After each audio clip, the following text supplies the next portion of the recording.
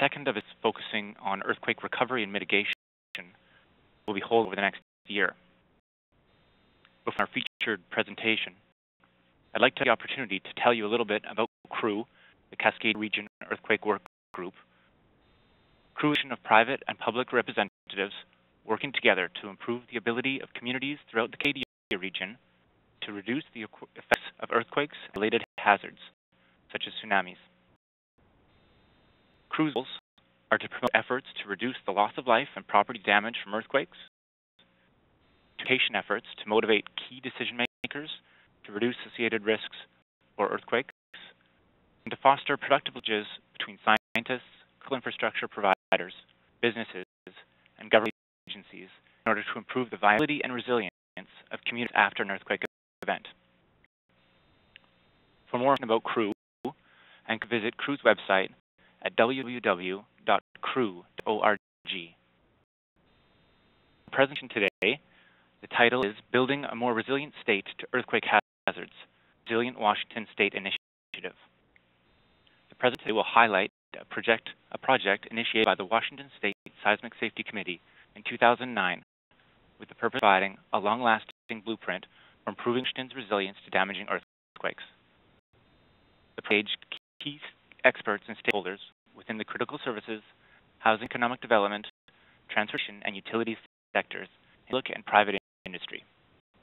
The main of the project were to evaluate the current condition of infrastructure in the state relative to earthquake resilience, to develop kits for the design of earthquake performance, to develop timeframes for the restoration of services after an earthquake event, and recommendations for statewide action to achieve these desired targets.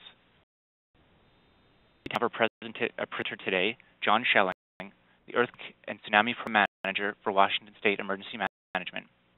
John is responsible for managing the seismic and hazard safety efforts in the Washington through tsunami and volcano programs.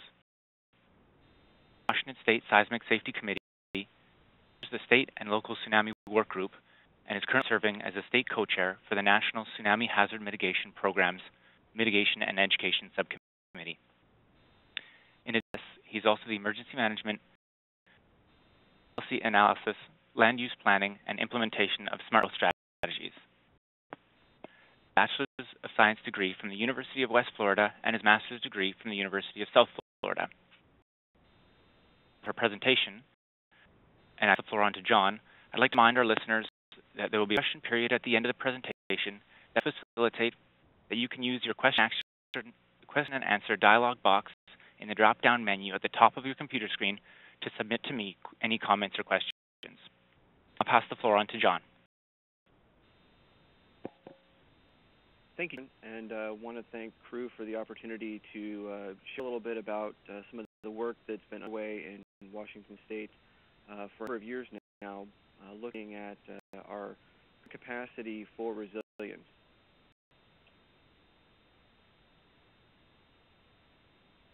My presentation today will include sort of an overview of the Resilient Washington State Initiative, how we came about this concept, and I will discuss sort of the approach that has been used by the Washington State Seismic Safety Committee to gain this new information and discuss some of the preliminary results.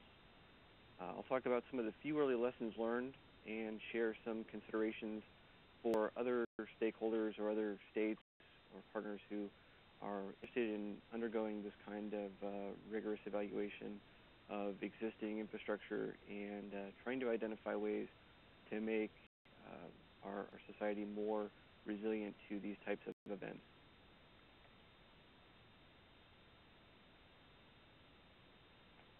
So I'd like to begin with sort of waxing philosophical about what is the Resilient State Initiative and why now?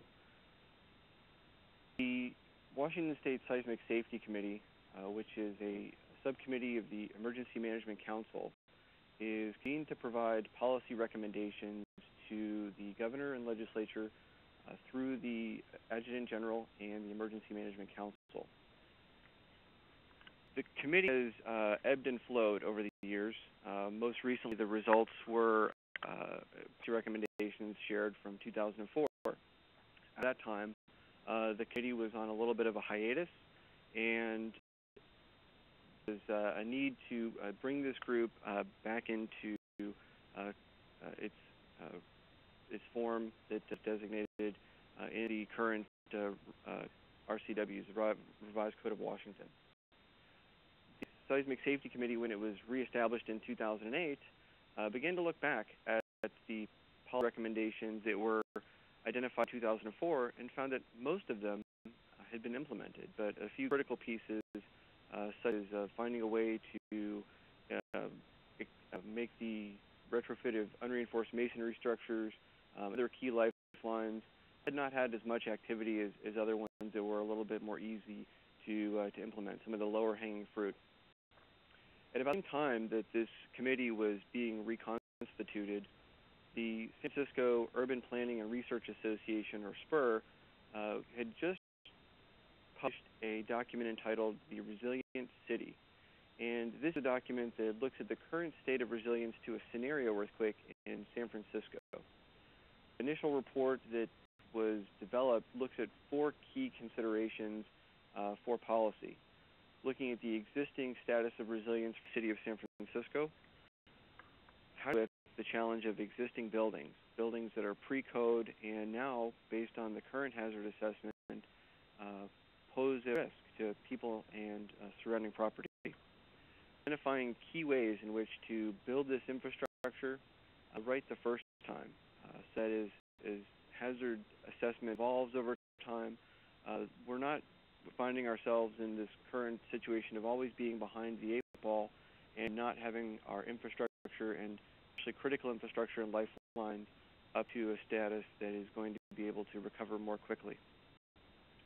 This is one of 4 documents that was released by SPUR, each targeting a different component, whether it be mitigation, preparedness, response, and recovery. We just had this initial report to work from. However, subsequent to the initiation of the Resilient State Initiative, these other reports were released by SPUR, and we were very fortunate that SPUR allowed us to use this approach so long as we credited them. I do want to acknowledge all of the tremendous work that that group has done, which has really been the basis for the Resilient Washington State. One components that SPUR looked at was identifying how long it would take for various services and critical pieces of infrastructure to come back online following a scenario earthquake in San Francisco. This table depicts how long from when an earthquake event occurs to the numbers of hours, days, or months that building or infrastructure or service may be unavailable, and which is delineated by that X, is the current status of recovery time.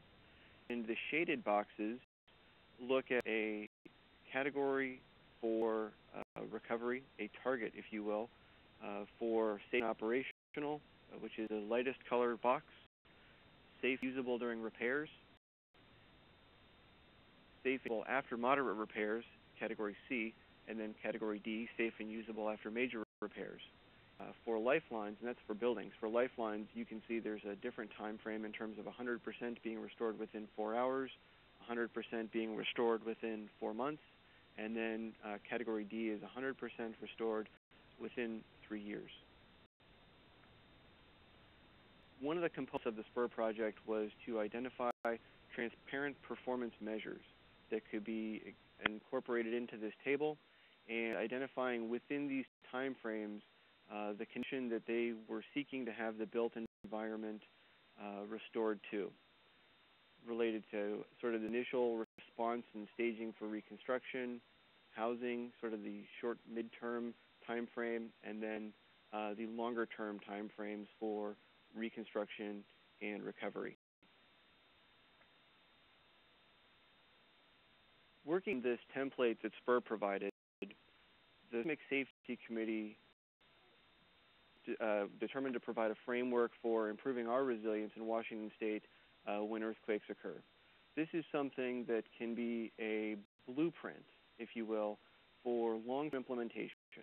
I think everyone recognizes the fact that the buildings in our natural built environment, our surrounding infrastructure and critical lifelines and services, find themselves in oftentimes not built to the current code based on the changing hazard assessment. And we get into this situation overnight, and we aren't going to get out of it overnight. This is a long-term plan to make the state more resilient within a 50-year time frame. We use the goal of 50 years because that's generally the life cycle of existing buildings.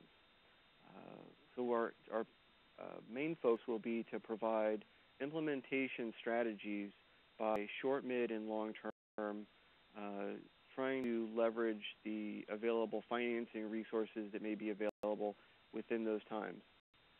I think an important consideration throughout this project has been the fact that this was initiated at the sort of pinnacle of an economic crisis within our state and our country. This has really kept, I think, the focus much more targeted and much more measured to identify key things and activity and strategies that can be implemented over the 50-year horizon, because this isn't the last likely one of these economic downturns that we'll face over that time. So it really, I think, has helped the participants focus on what is of utmost importance to ensure we're doing everything possible to protect people, property, the economy, and the environment in Washington State. A project like this is the feat of a single person. This has been a labor of love for a great number of individuals, a subset of the broader Seismic Safety Committee, and I wanted to provide an opportunity to acknowledge the participation, leadership, and work of the Resilient Washington State Subcommittee.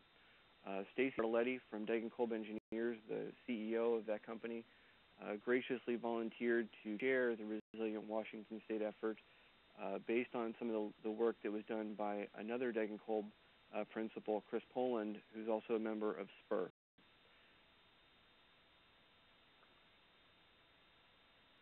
One of the challenges that we identified early on was that it wasn't possible to define a single scenario when trying to adapt this type of approach to the statewide level. There was a number of scenarios that we could have focused on, whether it was the Seattle Fault, the Southern Whidbey Island Fault, the Cascadia Subduction Zone, Eastern Washington. But a statewide perspective in trying to capture the larger hazard that our state faces, we went from a suite of scenarios that were created in 2009 with support from FEMA and the USGS. Several scenarios, like the magnitude 7.2 Seattle Fault, magnitude 7.4 scenario event on the Southern Whidbey Island Fault, something within the greater Tacoma region, a magnitude 7.1 earthquake, magnitude 7.3 earthquake on the Saddle Mountain Fault over in eastern Washington, magnitude 6.8 earthquake over in Cle Elum, and of course, no project like this would be complete without considering the effects of the potential for a magnitude 9 on the Cascadia Subduction Zone. The scenarios were really used to help participants within the process identify the geographic area and the scope of impacts that might be expected from these types of scenario events. Because the group also contained a large number of engineers, it's difficult for emergency managers oftentimes and technical contributors to understand the SGS, 10% exceedance, probability of exceedance within a 50-year time frame map, and likewise, it's oftentimes difficult for engineers to really hone in on some potential impacts from scenario events. So we tried to provide something that was middle of the road and allowed all of the participants within the Resilient State Initiative to be able to, understand and clearly be able to focus in on these types of events that all have impacts at a statewide level. And this, again, is the 10% probability of exceedance map within a few-year period that's adopted into the building code. As you can see, in Western Washington, there's a higher hazard identified. Eastern Washington, you can see based on this particular assessment, it decreases further east. You move from the Pacific Ocean and Puget Sound. However, as we all know, earthquakes, just because it's in a lower hazard area, doesn't mean that there's not the capability to provide or produce a deep earthquake that's going to have significant impacts to a variety of sectors. Before I move on, I want to talk a little bit about what is resilience. If you've ever delved into the literature, trying to identify a clear-cut definition for resilience, there are many. And each one has its basis, whether it's in engineering or biology or any hybrid of different approaches. When we started to look at the San Francisco Planning and Urban Research approach and definition that was used by that group, it really focused in on engineering standards. How many building demolitions would be required, or infrastructure failures? How long of a time frame is it going to take for services and infrastructure to become available for use following a damaging earthquake? The definition Spur uses also considers resilience as a disaster. I think probably most folks are familiar with that term. It's something that's manageable. It's not a catastrophe. It's something that's short-term, not longer-term. They looked at also the ability to recover. How are we going to establish or reestablish governance? Our lines to resume operation and availability in a short time frame. The ability for people to stay within their homes and reduce the demand on sheltering. And trying to sort of return to a new normal within a few years. When we adapt that type of an approach to the broad state level, we found that didn't meet the needs that we were trying to achieve within the Resilient State Subcommittee. Our definition is a resilient state that maintains services and livelihoods after an earthquake. In the event that services and livelihoods are disrupted, recovery occurs rapidly, with minimal social disruption and results not only in a new condition, but a better condition.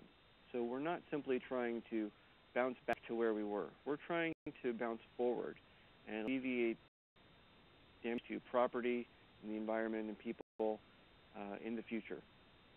This bill is fairly nebulous when you try and apply this to this broad concept. So what we did was also identify 5 key values that we asked participants to consider as they begin to assess our current status of resilience, but also when they started to help us hone in on key areas for recovery. These include, and they are in no particular order, property protection. Looking at the public and private property within the state, how it should be constructed and retrofitted or rebuilt to minimize earthquake-induced damage in the future. So this is where we're considering our codes and the non-structural elements of buildings. Economic security, making sure that residents and the key economic engines within our state, prime industry, have the access to income opportunities so that they can keep people working after an earthquake. That will contribute to an accelerated recovery and allow for continued employment opportunities, market access, distribution capacity, and supply chain.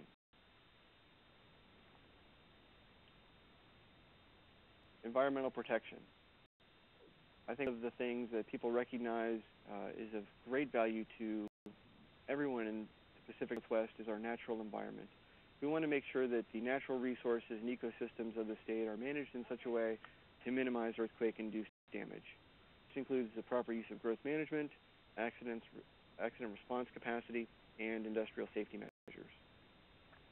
Life and human health. Making sure that people who are in Washington State, residents and visitors alike, don't suffer life-threatening injuries from earthquake-induced damage or subject to an earthquake, don't have serious illness from lack of emergency medical care. Community continuity was one of the things where we started to look at lessons learned from Katrina and other disasters, making sure that people have a social network. And I think in the large cities like Seattle, Tacoma, and elsewhere throughout the state, our neighborhoods are key components of what make our individual cities and communities great, making sure that we don't lose those wonderful network connections after this type of significant event. Our overall approach to this project was to create this subcommittee under the larger Washington State Seismic Safety Committee. One of the things that we quickly identified was that in many cases, there's not a lot of data in some of these areas. For example, there is no GIS layer that holds every unreinforced masonry building throughout the state. It requires some assumptions as you march down this path, asking experts to look at what they have available, but also use their educated guesses in many cases. We hosted a workshop to engage key stakeholders from private industry, local government, nonprofit sector, emergency management, a whole host of disciplines to help us begin to assess where we are as a state today. As the framework evolved, we wanted also to make sure that we were providing something that could be also adapted at a local level. Resilient state is only made up of resilient cities, counties, and tribes. So trying to provide a framework that could be tagged onto and dovetail with local efforts, possibly replicating the San Francisco-based model within individual communities. At the outset of the Resilient State Initiative, a survey was developed to help subject matter experts identify current capabilities. This then helped the individual sector groups to identify also interdependencies, which was a critical component of this project. It broke down into formal sector groups, which I'll talk about in a minute, with subject matter expert co-leads to help facilitate information gathering and gather buy-in from a large number of partners within this effort. A group of guidance was provided to each of these sector groups so that they could work independently at their own time and their own pace, but using a consistent approach. This workshop was held in September of 2009. A follow-on workshop was held December 2nd of 2011 to bring the sector groups back together and review the results that had been developed and identify key interdependencies between the sectors. A primary focus of this workshop was also to begin to develop a list of preliminary recommendations that could be considered by the Resilient State Subcommittee and the broader Seismic Safety Committee under their charge to provide policy recommendations to the Emergency Management Council and others. As Taryn mentioned during the introduction, the Resilient Washington State process was broken down into 4 different sectors: critical services, housing and economic development, transportation, and utilities. These are very, very broad categories, and each of these categories was broken down further and deaggregated into what we called components. Each sector has different restoration capacity and targets with respect to the goals and values previously described.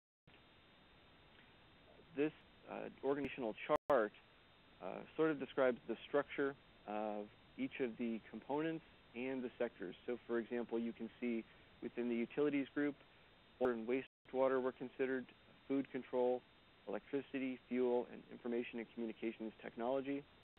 Within the housing and economic development group, finance, banking, commercial facilities, real estate and construction, manufacturing, planning and community development, and housing were the target areas within the various sectors identified and participating in this process. Transportation, which is a driver for all of this, we examined roads and bridges, airports, ports and navigable waterways, rail, and mass transit. With critical services sector, we focused on national security and law enforcement, emergency response, health and medical care, education, mass care and social services, food network, and government administration. Objectives for each of these sector groups working independently was to begin to assess where we as a state today in regards to how quickly various sectors and components can be restored. We asked participants to use their best educated guesses where data was not available to begin to identify in which box, if you'll recall that spur chart, an X should be placed as our current status. We asked participants to develop targets based on the restoration timeframes, and again, look at what key vulnerabilities and interdependencies exist between and across sectors, and again, provide recommendations for how to achieve these desired targets. This graphic just briefly delineates the various sectors and how we asked them to consider the values for restoration and recovery following an earthquake. Some of the timing, real briefly, it's been a long process, but one which has been incredibly worthwhile. This was started in 2009, and I should clearly point out that we wouldn't be where we are today without the support of the state earthquake assistance available through the National Earthquake Hazard Reduction Program, or NEHRP. This funding has enabled us to begin to assess our capacity for resilience and take actions to reduce those key vulnerabilities. In 2010, we formed the Resilient State Work Group. Beginning in September, we had our first workshop, and as I mentioned, in December, we followed up with the sort of concluding and deconfliction workshop. We're in the process of drafting a report for presentation to the Seismic Safety Committee, and later this year, a final report will be produced.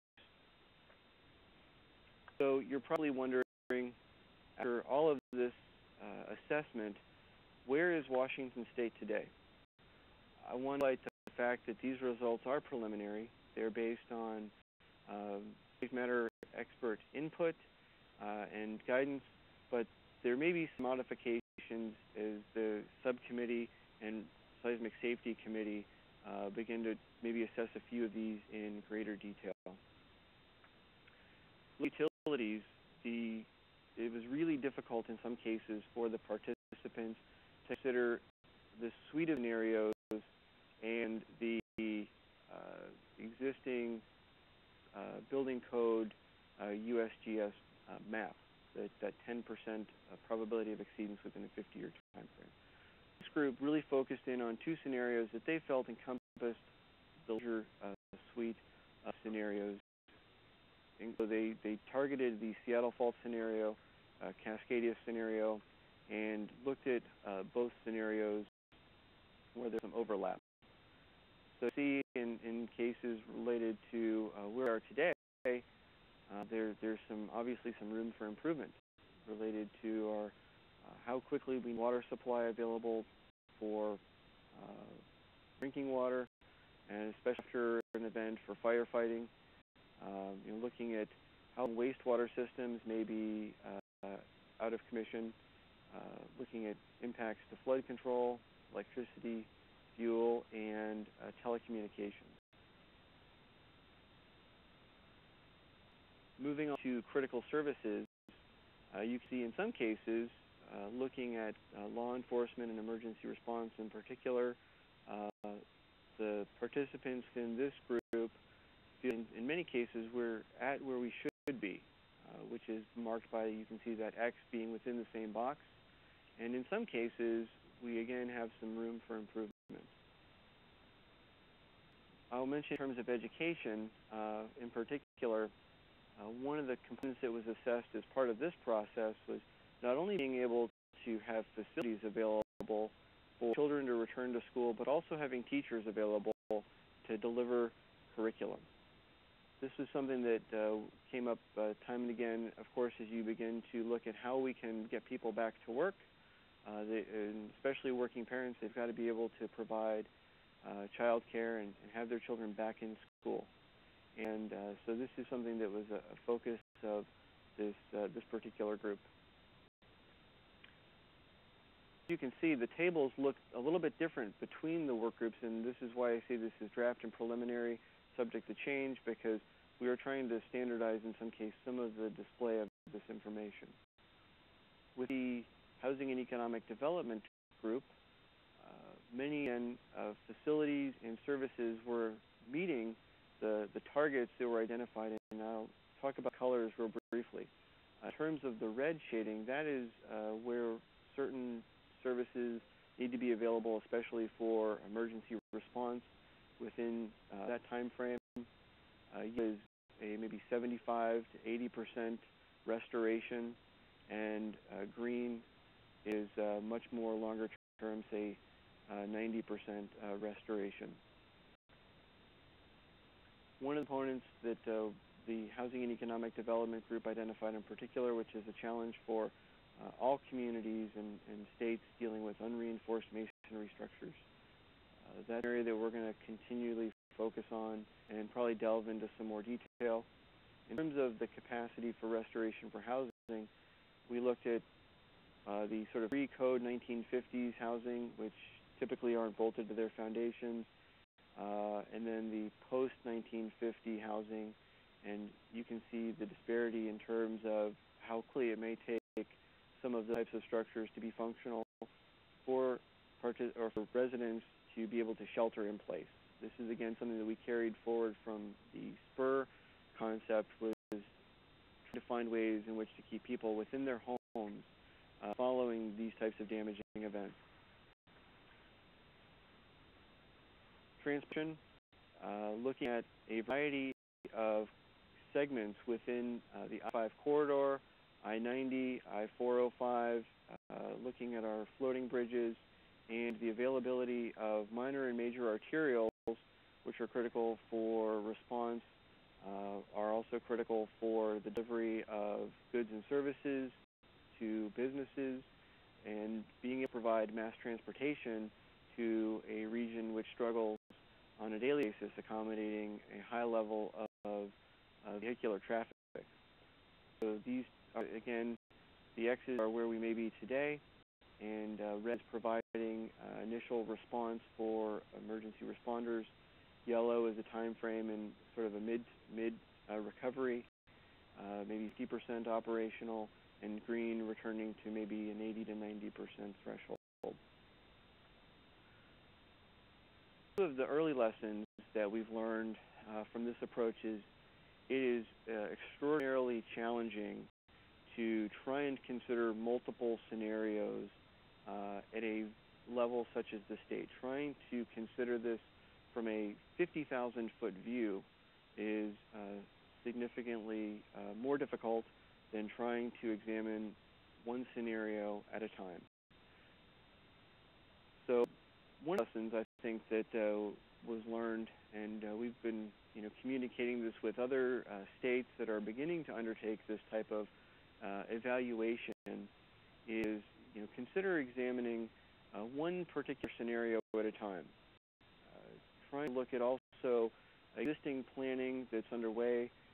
So, for example, the FEMA Cascadia subduction zone planning effort, examining these types of impacts, particularly in the Cascadia region of California, Washington, Oregon, and other impacts those may have on a variety of infrastructure and services.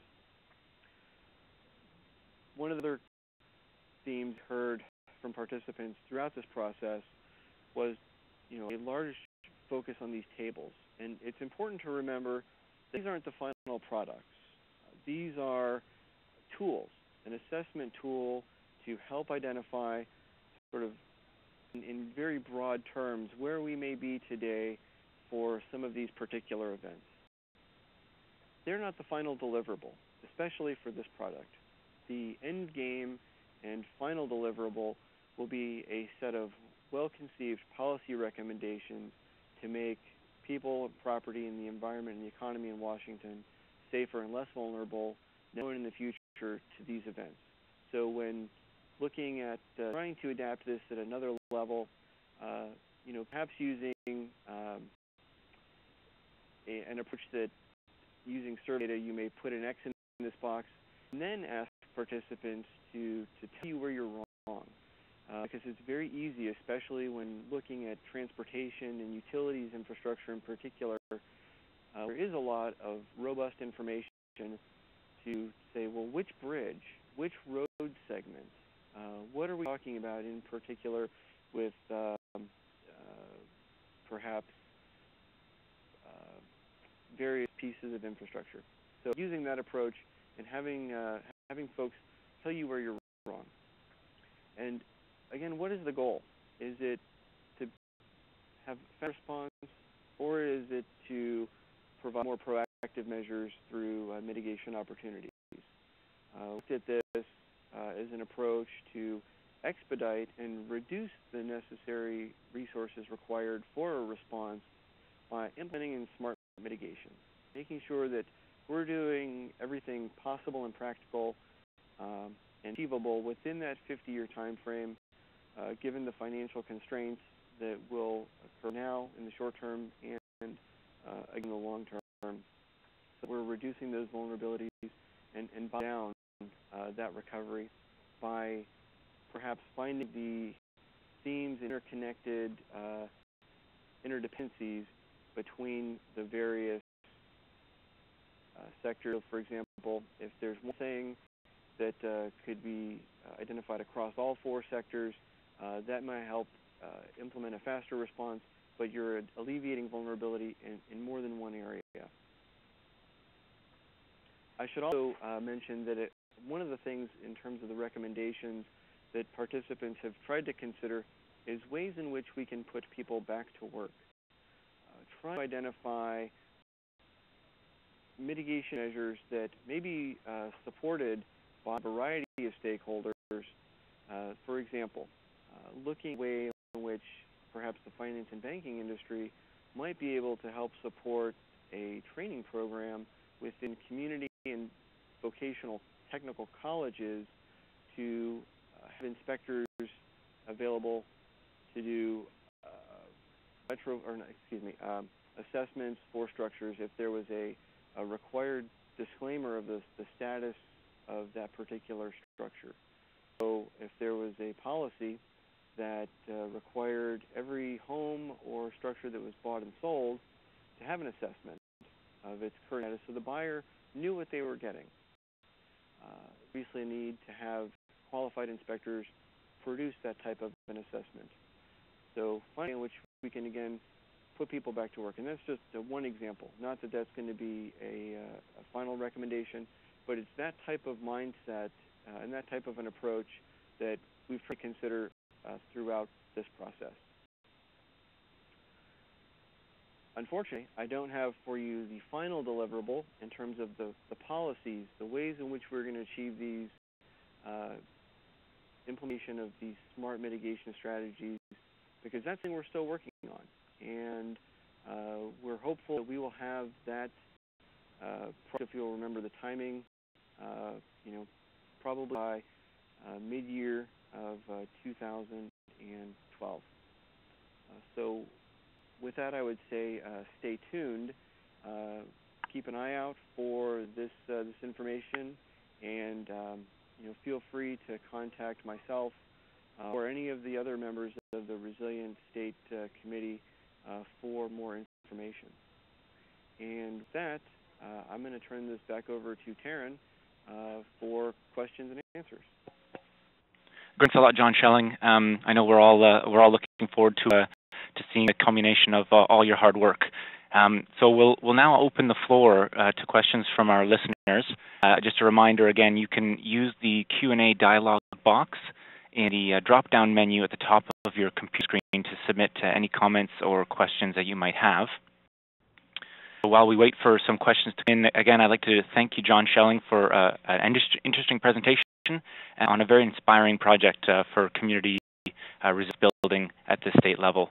I think it highlights a good example of efforts and strides today that are going on, identifying and prioritizing focus areas to limit the impact of disasters in the future. I know that this project will guide future resiliency building initiatives. Looking at some of our questions coming in, John, we have a question regarding water and wastewater. Specifically, the question is that, or the comment, I suppose, is that Japan restored their water and wastewater following their 9.0 Tohoku earthquake in 6 months. And is there a basis for the extraordinary long time recovery targets you've chosen in your tables? That's excellent point. We're drafting, we are considering, other events that have taken place in worldwide. So not only Japan, Chile, and other areas. I think the challenge when trying to look at this again from the very high level of the state, these targets being further out in some respects, were the primary. I guess the primary issue is the fact that many of these areas are in high liquefaction hazard areas.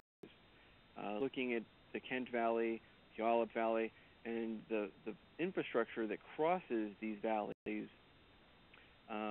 is going to be subject to some pretty severe amplification from the scenario events that were considered.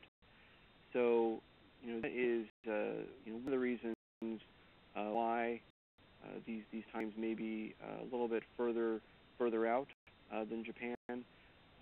I think also one of the things that we've tried to assess is looking at the way Japan not only builds but retrofits lifeline mitigation is something that will be of utmost importance for this process. Being able to learn what has worked and what didn't work in some of those areas. So I know that as we begin to hone in on the recommendations, we are looking at best practices not only in the U.S. from other states like California, but worldwide. Great, thanks, John. Next question we have is what role will the state play in local land use issues? Well, the question sort of alludes to, in terms of local land use, that is a local prerogative. So our role may be to look at providing some guidance documents for local jurisdictions in terms of ways in which certain aspects of local control, so for example, building and zoning, could be considered as part of the growth management process. And I appreciate the question because it allows me an opportunity to state something that I didn't really articulate during my presentation, which was trying to find incentives to all of this. Not looking at ways in which to be more restrictive, but find the bang for the dollar, but through the use of incentive-based strategies as opposed to more across-the-board regulatory approaches. So as part of the development of future guidance, those types of things would certainly be identified and included, and trying to work within the existing framework legislatively that is available through the state. So, for example, the Growth Management Act and those types of measures. All right, thanks, John. I have another question here regarding statewide resilience requiring solid interaction between the counties and cities. And how is Washington State planning to engage and or resilience planning out to local communities in Washington? It's an excellent question. I think as this process concludes, a component of the final report will be, perhaps as I mentioned, a way in which local jurisdictions can identify and implement the more localized scale of this, similar to what SPUR has done. So providing this as an overarching framework with critical recommendations for Washington decision makers to consider, but also providing a framework in which local authorities may want to consider trying to adapt this process at a more localized scale, and providing some resources in terms of information, for example, for the scenarios that have been developed, so that as communities, if they choose to, try and take something like this on, they have some good planning information from the very outset to help drive the process. And I should have mentioned, one of the things that we did before really moving forward was to interview the participants within the group of SPUR that worked on the more localized approach. We wanted to learn from their experience. So we make that available possibly as an appendix to this, or some other type of an addendum, so that people can again have the benefit of that information. They try and adapt this to a local level. Thanks, John. Another comment and question. First, the comment just saying a great overview of the Resilient Washington project. The question being, how will the final report be released? It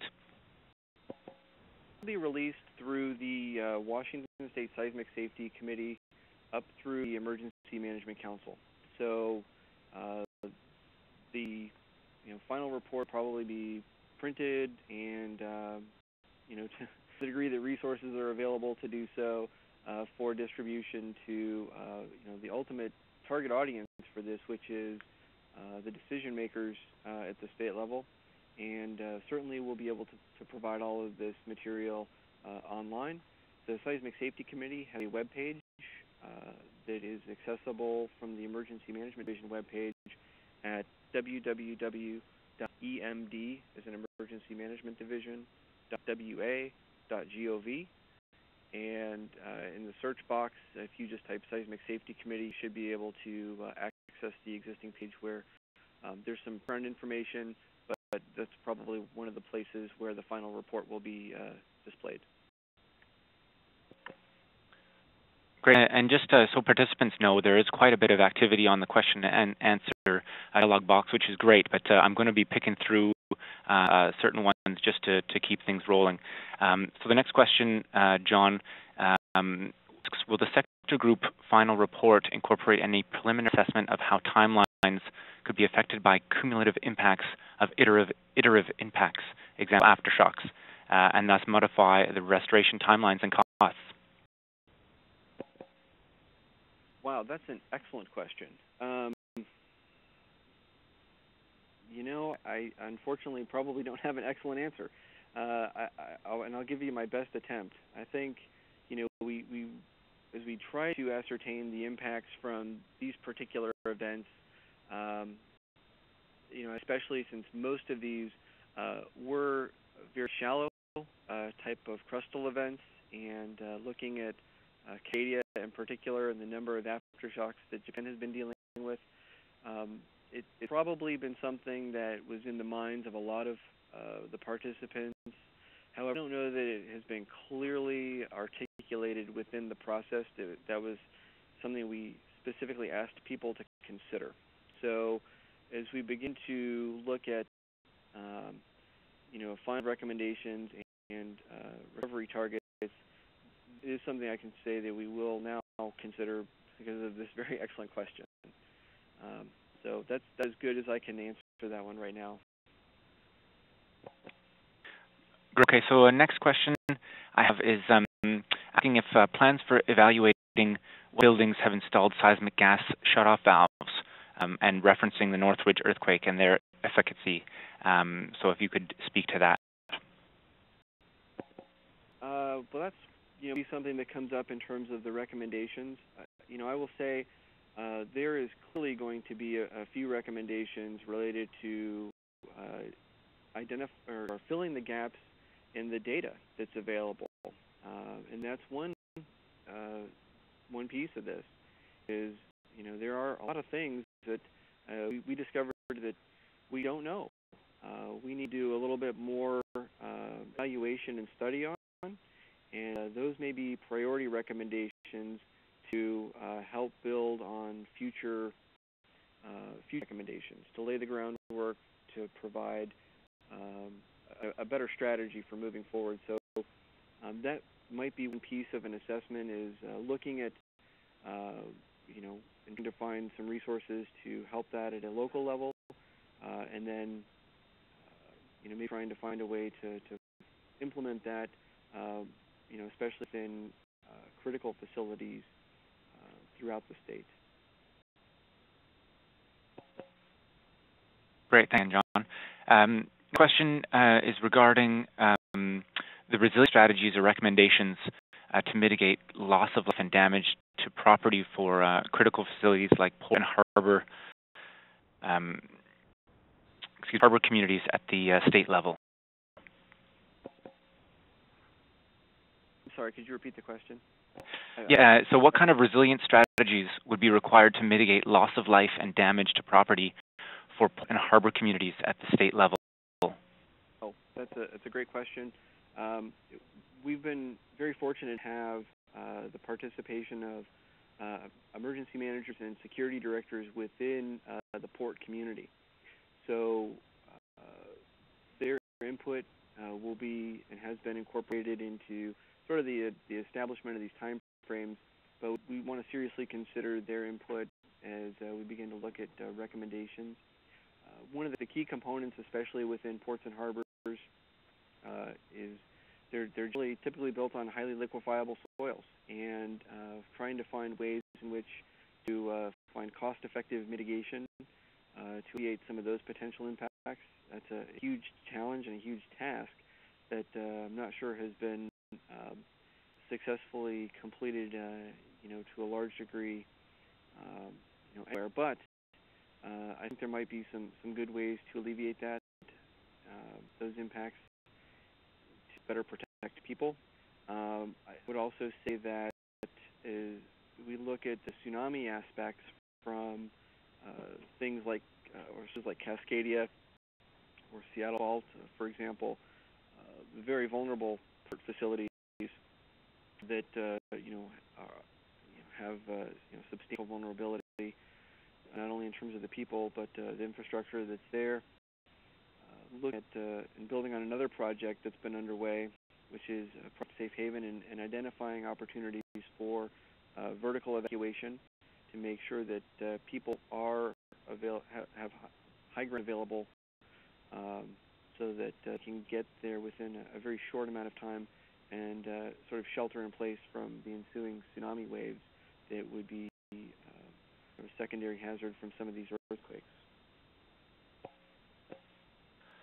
Next question, John, is how will this final report dovetail or incorporate with planning efforts with our Cascadia region neighbors, for example, Oregon and British Columbia?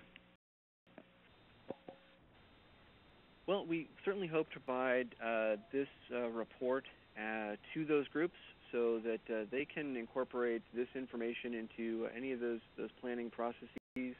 The Cascadia planning in particular, we've been fortunate to have some of the additional information from the analytical baseline that was developed for that project. Unfortunately, it came very much toward the end of this effort.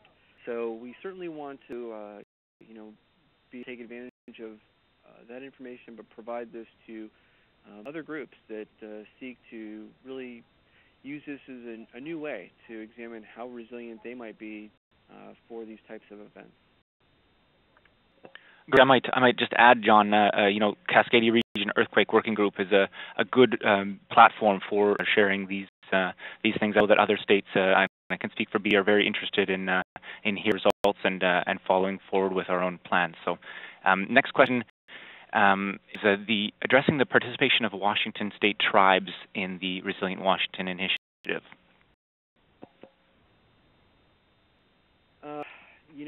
We invited full tribal members to participate. I have the list in front of me, but they were engaged within the process as one of the key stakeholders, as were local emergency managers, private industry. This would not have been anywhere close to being a successful effort had it not been for the involvement of a great number of experts in a variety of fields. So, unfortunately, I can't pinpoint any one in particular, but it was a group that was engaged from the very outset to participate in the process, along with other key stakeholders throughout the state. All right. A similar question to a different stakeholder group. Was the insurance industry consulted with respect to their willingness to invest in availability of coverage or premium incentives for building owners who take steps to improve resilient building or business continuity planning? They were, and we were very, very fortunate to have representation from the Office of the Insurance Commissioner in Washington State, as well as a great number of individuals from the finance and banking community as well. So, as we've tried to identify incentives, the contributions from these experts has been invaluable. One of the things that came up time and again was, looking at earthquake insurance and is there sufficient coverage or availability to provide coverage.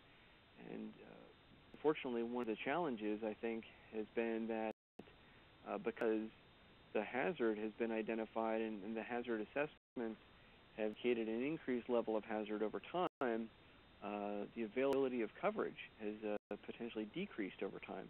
So finding ways to creatively fill those gaps is going to be something that probably a very, very short-term recommendation in terms of moving forward to reduce those vulnerabilities, but also find ways to incentivize and reward property owners who take steps to actively reduce the risk to building occupants, especially probably within high occupancy facilities. All right, another couple of questions here. Did the education section in your tables comprise both K-12 and advanced education, and can you discuss the different considerations at each level? That's a great question. I think primary focus was on K through 12. We were, again, fortunate to have a great number of participants from the Office of Superintendent of Public Instruction, the state's board, if you will, involved and contributing to the process.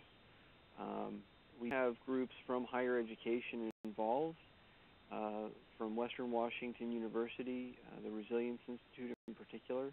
To what degree the higher educational institutions were considered, I don't really know. Unfortunately, that wasn't the sort of the focal point for the group that I led. But I'm certainly willing to provide more information if somebody wants to shoot me an email, and I can get some more clarity on that.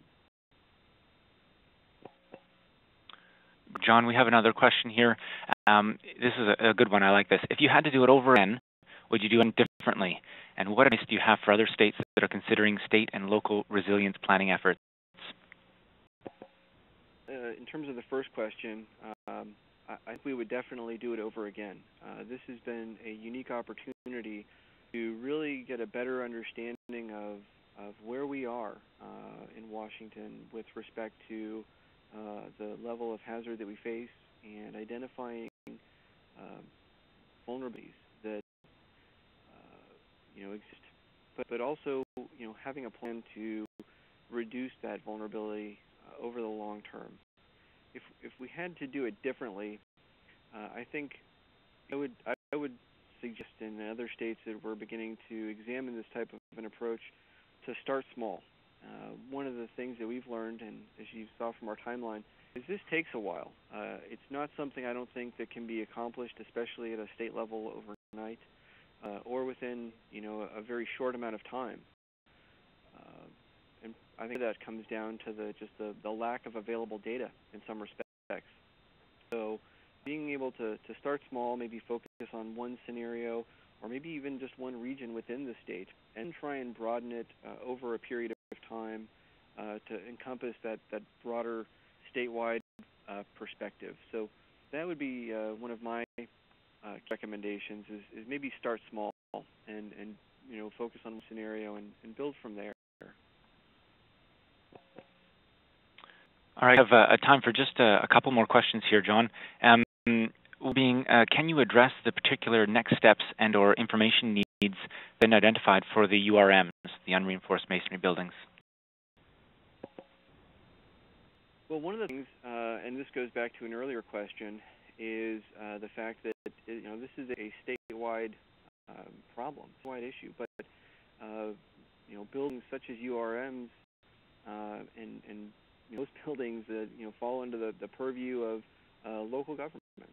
So one effort that's been underway for a number of years, since 2008, in the city of Seattle, is identifying a way in which to inventory unreinforced masonry buildings and tackle policy issues related to finding ways to retrofit them. And so, looking at what's been done elsewhere in California, for example, as well as this effort in the city of Seattle, and try and find to make some guidance available to communities statewide. Whereas URMs may comprise a piece of the Seattle, built environment and Pioneer Square in particular, and elsewhere throughout the state, in some cases it's 100% of the central business districts for smaller jurisdictions. So we want to be able to address this need throughout the state by providing some options, perhaps for these smaller jurisdictions that may not have the resources to conduct the type of analysis and level of assessment that larger jurisdictions have done. So that's something that we'll consider throughout this effort. And in the final recommendations, again, I think probably a few of these are just going to be focused on identifying resources to do these types of assessments and leverage other opportunities when they're available. I think that was the last question that I had up on the Q&A board. There's a couple of comments that are up there, but I don't think I'll go through with them. Just I don't think they necessarily pertain to those last comments. So maybe I'll take this opportunity to thank you once again. I know that this presentation will be up on CREW's website. Again, that's www.crew.org. And it's also going to be on YouTube. I know the last one with Jay Wilson was up on YouTube, so you can find it that way as well if you'd like to go over things. As well, if you wanted to ask questions further, you can get a hold of John Schelling directly through CREW website or however else. Do you have suggestions, John, for others to get a hold of you if they had questions? If I can. Well, that's not. I was going to say I can. I'll provide my email address. It's j.schelling, SCHELLING, at emd.wa.gov.